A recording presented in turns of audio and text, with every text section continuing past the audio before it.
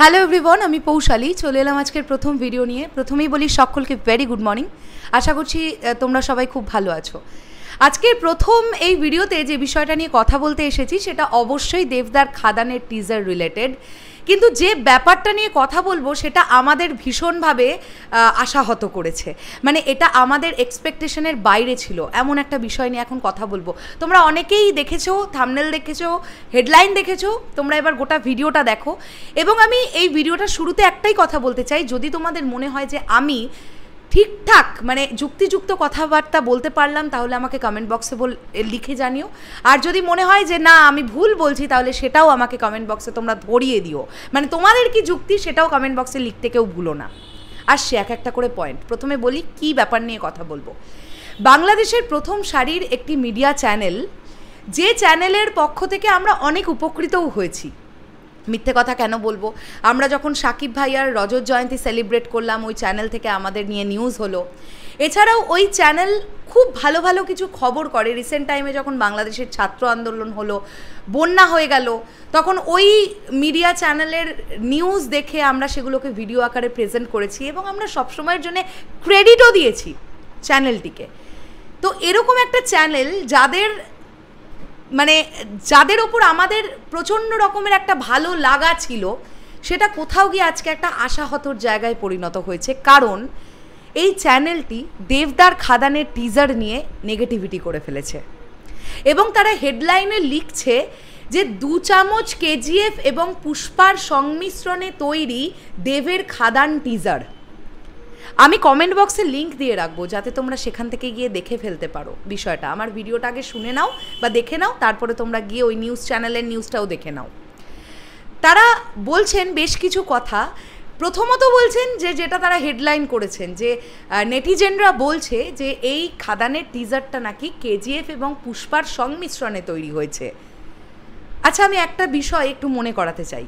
কিছুদিন আগে যখন মেগাস্টার শাকিব খানের তুফান সিনেমাটার টিজার প্রকাশিত হয়েছিল, তখন আপনাদের মনে আছে একদল বলে উঠেছিল যে এই জায়গাটা অ্যানিম্যালের মতন লাগছে, যেখানে মেগাস্টার শাকিব খান ওই মেশিন গানটা চালাচ্ছিলেন। আবার মেগাস্টার শাকিব খানের তুফান লুকটা দেখে বলেছিল এটা তো পুরো অ্যানিম্যালের কপি, মানে রণবীর কাপুরের যে লুক একদম সেম টু সেম কপি করেছে তুফানের লুকটা। আবার কেউ কেউ এরকমও বলেছিলেন যে কেজিএফের মতন ভাইব পাওয়া যাচ্ছে।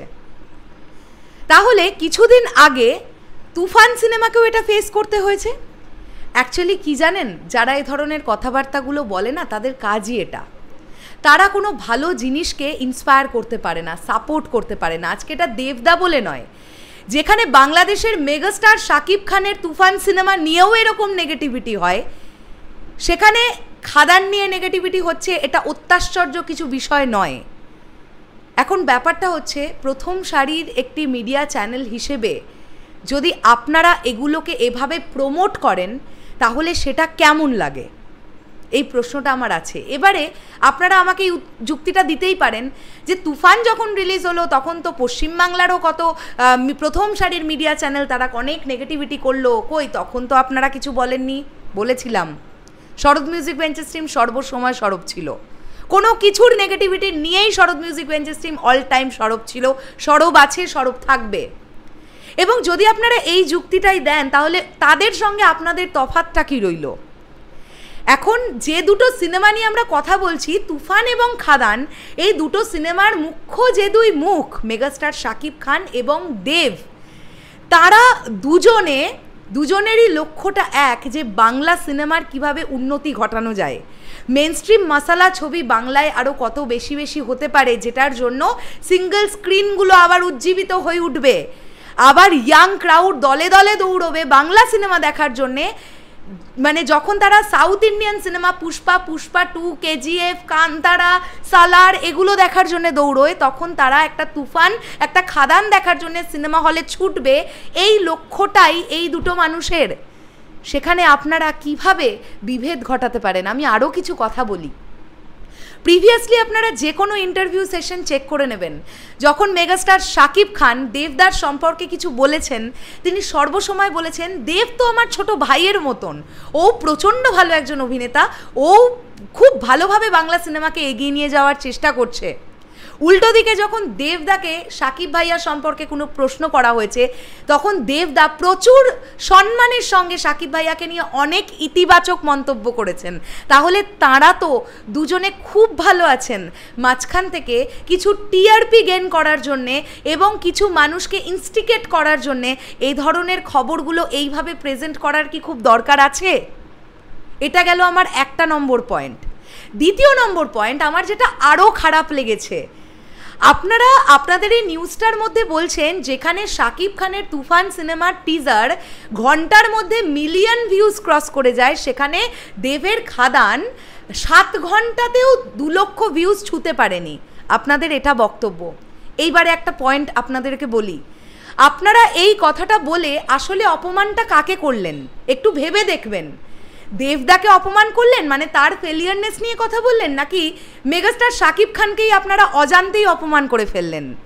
এবার আপনাদের মনে হতে পারে কেন এখানে আবার শাকিব খানকে অপমান করার কি হলো? আমরা তো বললাম যে তুফানের মিলিয়ন মিলিয়ন ভিউজ ওঠে। বন্ধুরা, বাংলাদেশ একটা দেশ, একটা আলাদা দেশ। ভৌগোলিক ম্যাপ যদি আমরা দেখি তাহলে বাংলাদেশ একটা কান্ট্রি, ইন্ডিয়া আর একটা কান্ট্রি। একটি দেশের মেগাস্টারের সঙ্গে কখনোই অন্য একটি দেশের একটি ছোট্ট স্টেটের বক্স অফিস কিংয়ের ভিউজের দিক থেকে তুলনা আসতে পারে না। এটা আমরা বারবার ভিডিও বানিয়ে বলেছি যে বাংলাদেশের মানুষকে স্যালিউট করতে হয় যে তারা কিভাবে বাংলা সিনেমাকে সাপোর্ট করতে জানে।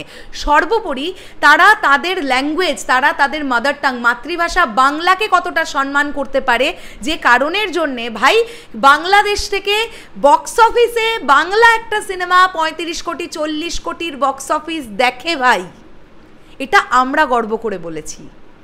আর যদি তুলনাই আপনারা করবেন তাহলে মেগাস্টার শাকিব খানের সঙ্গে মেগাস্টার শাহরুখ খানের তুলনা হবে। দুজন দুই দেশের বাদশাহ। আমরা শাকিব ভাইয়াকে বলি ঢালিউড বাদশাহ আর আমরা শাহরুখ খানকে বলি বলিউড বাদশাহ।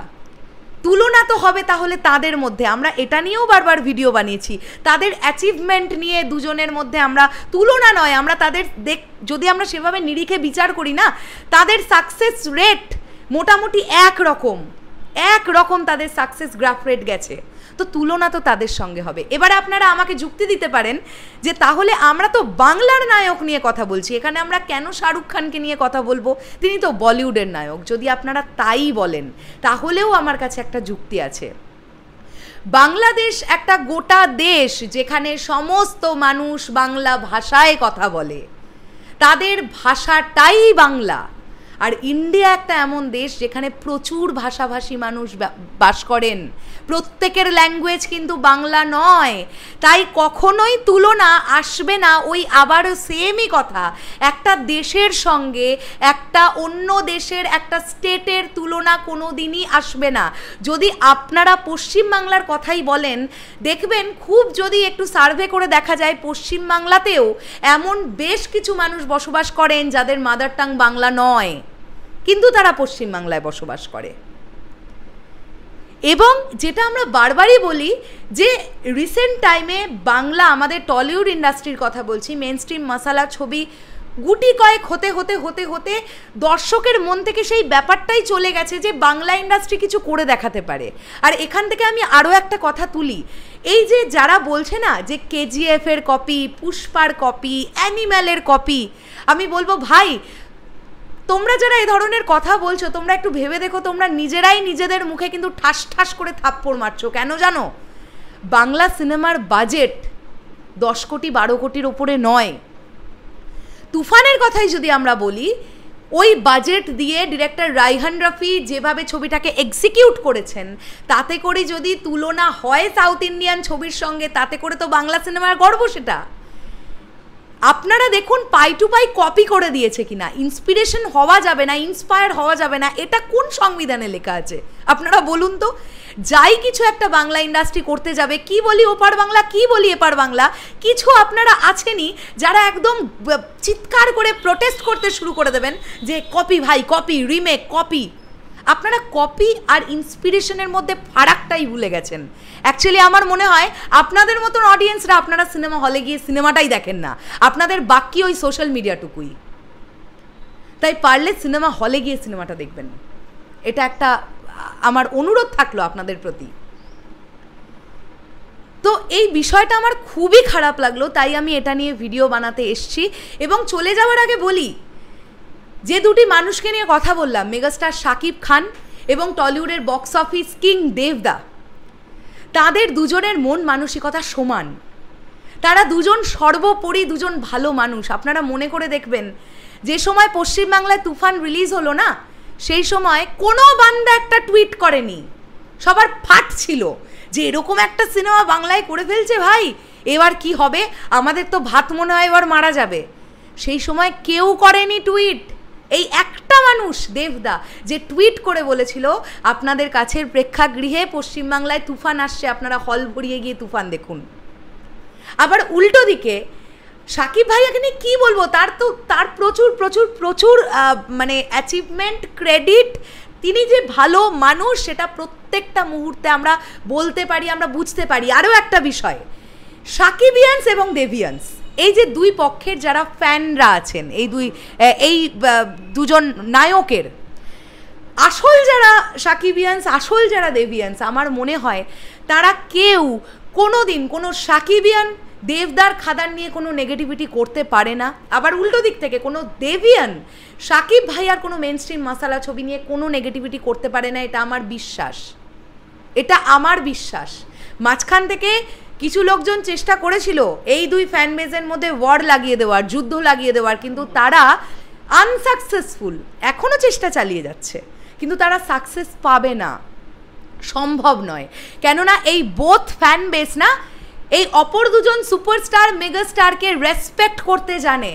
দেভিয়ান্সরা শাকিব ভাইয়াকে রেসপেক্ট করতে জানে, শাকিবিয়ানরা দেবদাকে রেসপেক্ট করতে জানে। আর আজকে এই ধরনের এই যে মিডিয়া চ্যানেলের খবরগুলো আপনারা যে করছেন না, এগুলো দিয়ে যদি আপনারা বেশি না 50টা লোককেও ইনস্টিগেট বা ইন্সপায়ার করতে পারেন না, তাহলে আপনারা একটু ভেবে দেখবেন এই লোকগুলো হয়তো ভরসা নিয়ে আর খাদান সিনেমাটা দেখতে যাবে কি না তার জন্য দুবার ভাববে।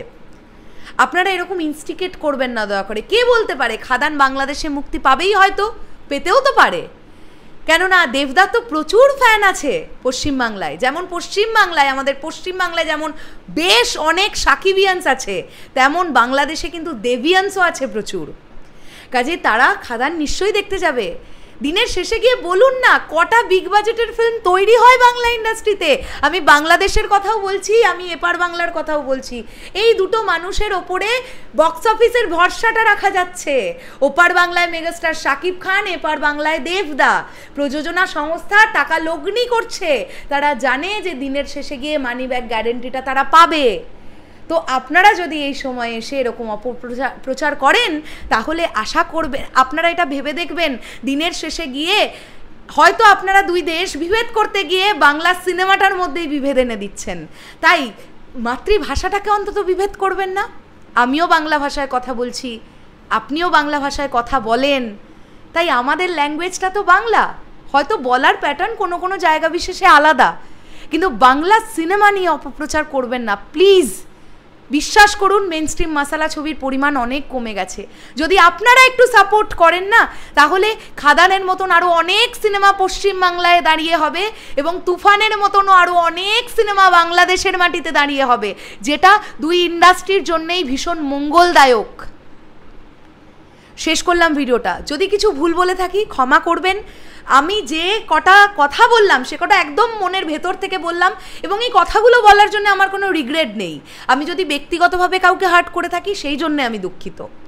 এবার যারা দর্শকরা আমার এই ভিডিওটা দেখলেন, বা দেভিয়ান্সরা বা শাকিবিয়ান্সরা যারাই দেখলে, তারা বলো তোমাদের কি বক্তব্য। আমি কি কিছু ভুল বললাম? কমেন্ট করে জানিও। টাটা।